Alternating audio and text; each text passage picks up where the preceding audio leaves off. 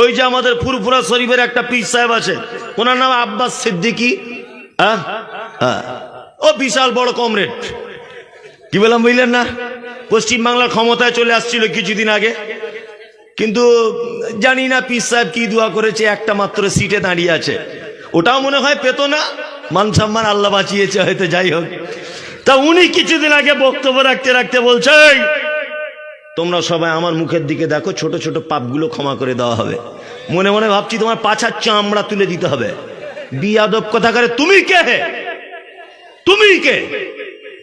আরে মুহাম্মদ সাল্লাল্লাহু আলাইহি ওয়াসাল্লামের ব্যাপারে এইরকম কোন হাদিস পাওয়া যায় না। পৃথিবীর দ্বিতীয় বিখ্যাত আল্লাহর ওলি হযরত ওমর ফারুক রাদিয়াল্লাহু তাআলা আনহুর ব্যাপারে এইরকম একটা হাদিস খুঁজে পাওয়া যায় না। হযরত ওমরের ব্যাপারে একটা হাদিস খুঁজে পাওয়া যায় না। হযরত উসমানের ব্যাপারে একটা হাদিস খুঁজে পাওয়া যায় না। আর তুমি কে ফুরফুরে আব্বাস সিদ্দিকী? তুমি বলছো আমার মুখের দিকে তাকালে গুনাহ মাফ হয়ে যাবে।